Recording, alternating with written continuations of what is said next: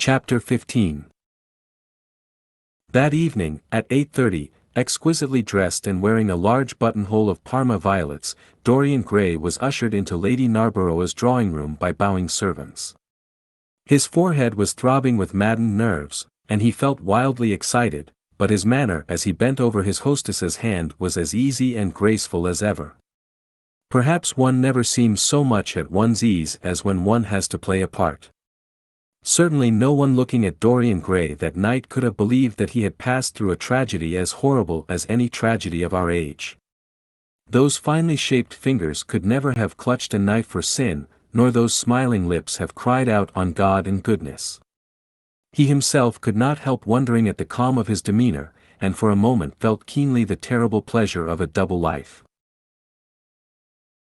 It was a small party, got up rather in a hurry by Lady Narborough, who was a very clever woman with what Lord Henry used to describe as the remains of really remarkable ugliness.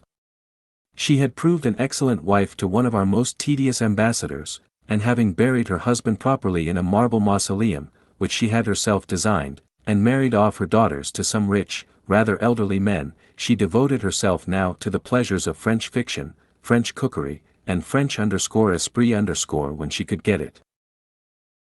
Dorian was one of her especial favorites, and she always told him that she was extremely glad she had not met him in early life. "I know, my dear, I should have fallen madly in love with you," she used to say, "and thrown my bonnet right over the mills for your sake. It is most fortunate that you were not thought of at the time. As it was, our bonnets were so unbecoming, and the mills were so occupied in trying to raise the wind, that I never had even a flirtation with anybody. However, that was all Narborough's fault. He was dreadfully short-sighted, and there is no pleasure in taking in a husband who never sees anything." Her guests this evening were rather tedious. The fact was, as she explained to Dorian, behind a very shabby fan, one of her married daughters had come up quite suddenly to stay with her, and, to make matters worse, had actually brought her husband with her. "I think it is most unkind of her, my dear," she whispered. "Of course I go and stay with them every summer after I come from Hamburg, but then an old woman like me must have fresh air sometimes, and besides, I really wake them up. You don't know what an existence they lead down there. It is pure unadulterated country life. They get up early, because they have so much to do, and go to bed early, because they have so little to think about. There has not been a scandal in the neighborhood since the time of Queen Elizabeth, and consequently they all fall asleep after dinner. You shan't sit next either of them. You shall sit by me and amuse me." Dorian murmured a graceful compliment and looked round the room. Yes, it was certainly a tedious party. Two of the people he had never seen before, and the others consisted of Ernest Harrowden, one of those middle-aged mediocrities so common in London clubs who have no enemies, but are thoroughly disliked by their friends, Lady Ruxton, an overdressed woman of 47, with a hooked nose, who was always trying to get herself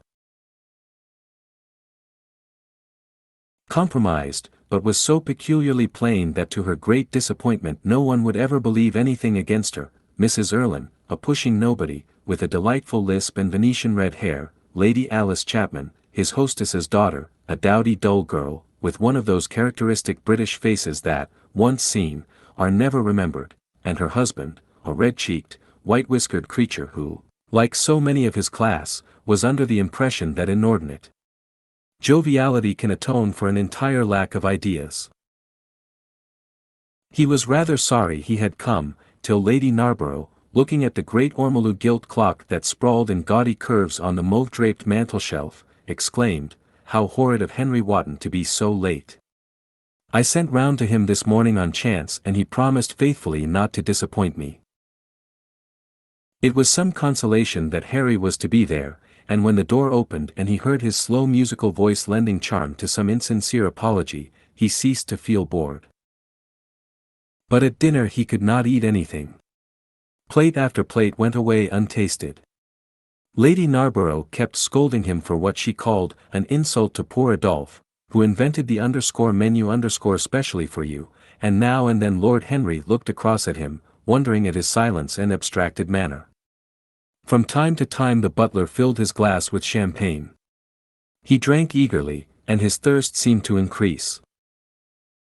"Dorian," said Lord Henry at last, as the _sofa_ was being handed round, "what is the matter with you? Tonight? You are quite out of sorts." "I believe he is in love," cried Lady Narborough, "and that he is afraid to tell me for fear I should be jealous." "He is quite right. I certainly should." "Dear Lady Narborough," murmured Dorian, smiling, "I have not been in love for a whole week, not, in fact, since Madame de Ferrol left town." "How you men can fall in love with that woman," exclaimed the old lady. "I really cannot understand it." "It is simply because she remembers you when you were a little girl, Lady Narborough," said Lord Henry. "She is the one link between us and your short frocks." "She does not remember my short frocks at all, Lord Henry. But I remember her very well at Vienna 30 years ago, and how _décolleté_ she was then." "She is still _décolleté_, he answered, taking an olive in his long fingers, "and when she is in a very smart gown she looks like an _edition de luxe_ of a bad French novel. She is really wonderful, and full of surprises. Her capacity for family affection is extraordinary. When her third husband died, her hair turned quite gold from grief." "How can you, Harry?" cried Dorian. "It is a most romantic explanation," laughed the hostess. "But her third husband, Lord Henry. You don't mean to say Ferrol is the fourth?" "Certainly, Lady Narborough. I don't believe a word of it." "Well, ask Mr. Gray. He is one of her most intimate friends." "Is it true, Mr. Gray?" "She assures me so, Lady Narborough," said Dorian. "I asked her whether, like Marguerite de Navarre, she had their hearts embalmed and hung at her girdle. She told me she didn't, because none of them had had any hearts at all. 4 husbands. Upon my word that is _trop de zeal _. _trop d'audace I tell her," said Dorian. "Oh. She is audacious enough for anything, my dear. And what is Ferrol like?" "I don't know him." "The husbands of very beautiful women belong to the criminal classes," said Lord Henry, sipping his wine. Lady Narborough hit him with her fan. "Lord Henry, I am not at all surprised that the world says that you are extremely wicked." "But what world says that?" asked Lord Henry, elevating his eyebrows. "It can only be the next world.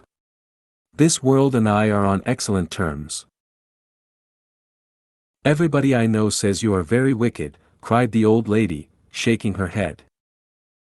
Lord Henry looked serious for some moments.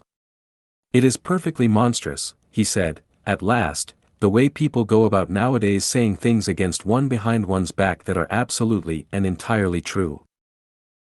"Isn't he incorrigible?" cried Dorian, leaning forward in his chair. "I hope so," said his hostess, laughing. "But really, if you all worship Madame de Ferrol in this ridiculous way, I shall have to marry again so as to be in the fashion." "You will never marry again, Lady Narborough," broke in Lord Henry. "You were far too happy. When a woman marries again, it is because she detested her first husband. When a man marries again, it is because he adored his first wife. Women try their luck, men risk theirs." "Narborough wasn't perfect," cried the old lady. "If he had been, you would not have loved him, my dear lady," was the rejoinder. "Women love us for our defects. If we have enough of them, they will forgive us everything, even our intellects. You will never ask me to dinner again after saying this, I am afraid, Lady Narborough, but it is quite true." "Of course it is true, Lord Henry. If we women did not love you for your defects, where would you all be? Not one of you would ever be married. You would be a set of unfortunate bachelors. Not, however, that would alter you much. Nowadays all the married men live like bachelors, and all the bachelors like married men. Fin de siècle murmured Lord Henry. Fin du globe answered his hostess. I wish it were fin du globe said Dorian with a sigh. Life is a great disappointment. Ah, my dear, cried Lady Narborough, putting on her gloves, don't tell me that you have exhausted life. When a man says that one knows that life has exhausted him. Lord Henry is very wicked, and I sometimes wish that I had been, but you are made to be good, you look so good. I must find you a nice wife. Lord Henry, don't you think that Mr. Grey should get married? I am always telling him so, Lady Narborough, said Lord Henry with a bow. Well, we must look out for a suitable match for him. I shall go through Debrett carefully tonight and draw out a list of all the eligible young ladies. With their ages, Lady Narborough, asked Dorian. Of course, with their ages, slightly edited. But nothing must be done in a hurry. I want it to be what the Morning Post calls a suitable alliance, and I want you both to be happy. What nonsense people talk about happy marriages! Exclaimed Lord Henry. A man can be happy with any woman, as long as he does not love her. Ah! What a cynic you are, cried the old lady, pushing back her chair and nodding to Lady Ruxton. You must come and dine with me soon again. You are really an admirable tonic, much better than what Sir Andrew prescribes for me. You must tell me what people you would like to meet, though. I want it to be a delightful gathering.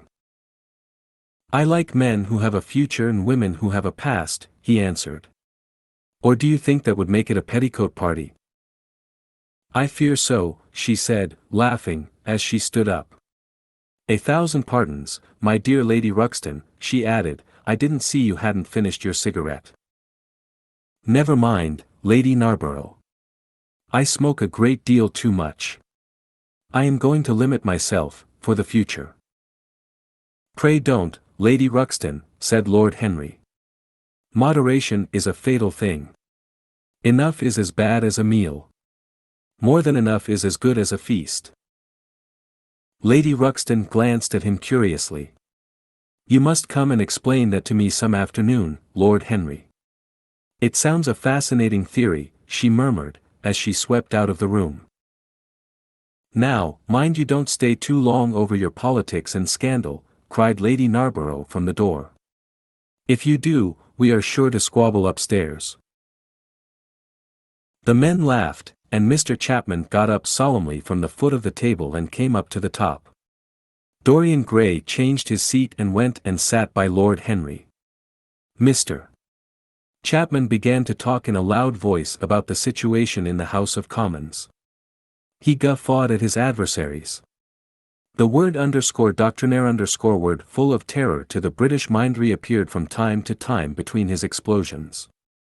An alliterative prefix served as an ornament of oratory. He hoisted the Union Jack on the pinnacles of thought. The inherited stupidity of the race-sound English common sense he jovially termed it was shown to be the proper bulwark for society. A smile curved Lord Henry's lips, and he turned round and looked at Dorian. Are you better, my dear fellow? He asked. You seemed rather out of sorts at dinner. I am quite well, Harry. I am tired. That is all. You were charming last night. The little Duchess is quite devoted to you. She tells me she is going down to Selby. She has promised to come on the 20th. Is Monmouth to be there, too? Oh, yes, Harry. He bores me dreadfully, almost as much as he bores her. She is very clever, too clever for a woman. She lacks the indefinable charm of weakness. It is the feet of clay that make the gold of the image precious. Her feet are very pretty, but they are not feet of clay. White porcelain feet, if you like. They have been through the fire, and what fire does not destroy, it hardens. She has had experiences. How long has she been married? Asked Dorian. An eternity, she tells me. I believe, according to the peerage, it is 10 years, but 10 years with Monmouth must have been like eternity, with time thrown in. Who else is coming? Oh, the Willoughbys, Lord Rugby and his wife, our hostess, Geoffrey Clouston, the usual set. I have asked Lord Grotrian. I like him, said Lord Henry. A great many people don't, but I find him charming. He atones for being occasionally somewhat overdressed by being always absolutely overeducated. He is a very modern type. I don't know if he will be able to come, Harry. He may have to go to Monte Carlo with his father. Ah! What a nuisance people's people are. Try and make him come. By the way, Dorian, you ran off very early last night. You left before 11. What did you do afterwards? Did you go straight home? Dorian glanced at him hurriedly and frowned. No, Harry, he said at last, I did not get home till nearly 3. Did you go to the club? Yes, he answered. Then he bit his lip. No, I don't mean that. I didn't go to the club. I walked about. I forget what I did. How inquisitive you are, Harry. You always want to know what one has been doing. I always want to forget what I have been doing. I came in at 2:30, if you wish to know the exact time. I had left my latchkey at home, and my servant had to let me in. If you want any corroborative evidence on the subject, you can ask him. Lord Henry shrugged his shoulders. My dear fellow, as if I cared. Let us go up to the drawing-room. No sherry, thank you, Mr. Chapman. Something has happened to you, Dorian. Tell me what it is. You are not yourself tonight. Don't mind me, Harry. I am irritable, and out of temper. I shall come round and see you tomorrow, or next day. Make my excuses to Lady Narborough. I shan't go upstairs. I shall go home. I must go home. All right, Dorian. I dare say I shall see you tomorrow at tea time. The Duchess is coming. I will try to be there, Harry, he said, leaving the room. As he drove back to his own house, he was conscious that the sense of terror he thought he had strangled had come back to him. Lord Henry's casual questioning had made him lose his nerve for the moment, and he wanted his nerve still. Things that were dangerous had to be destroyed. He winced. He hated the idea of even touching them. Yet it had to be done. He realized that, and when he had locked the door of his library, he opened the secret press into which he had thrust Basil Hallward's coat and bag. A huge fire was blazing. He piled another log on it. The smell of the singeing clothes and burning leather was horrible. It took him 3/4 of an hour to consume everything. At the end he felt faint and sick, and having lit some Algerian pastilles in a pierced copper brazier, he bathed his hands and forehead with a cool musk-scented vinegar. Suddenly he started. His eyes grew strangely bright, and he gnawed nervously at his underlip. Between two of the windows stood a large Florentine cabinet, made out of ebony and inlaid with ivory and blue lapis. He watched it as though it were a thing that could fascinate and make afraid, as though it held something that he longed for and yet almost loathed. His breath quickened. A mad craving came over him. He lit a cigarette and then threw it away. His eyelids drooped till the long fringed lashes almost touched his cheek. But he still watched the cabinet. At last he got up from the sofa on which he had been lying, went over to it, and having unlocked it, touched some hidden spring. A triangular drawer passed slowly out. His fingers moved instinctively towards it, dipped in, and closed on something. It was a small Chinese box of black and gold dust lacquer, elaborately wrought, the sides patterned with curved waves, and the silken cords hung with round crystals and tasseled in plated metal threads. He opened it. Inside was a green paste, waxy in luster, the odor curiously heavy and Persistent. He hesitated for some moments, with a strangely immobile smile upon his face. Then shivering, though the atmosphere of the room was terribly hot, he drew himself up and glanced at the clock. It was 20 minutes to 12. He put the box back, shutting the cabinet doors as he did so, and went into his bedroom. As midnight was striking bronze blows upon the dusky air, Dorian Gray, dressed commonly, and with a muffler wrapped round his throat, crept quietly out of his house. In Bond Street he found a hansom with a good horse. He hailed it and in a low voice gave the driver an address. The man shook his head. "It is too far for me," he muttered. "Here is a sovereign for you," said Dorian. "You shall have another if you drive fast." "All right, sir," answered the man, "you will be there in an hour," and after his fare had got in he turned his horse round and drove rapidly towards the river. Thank you for watching.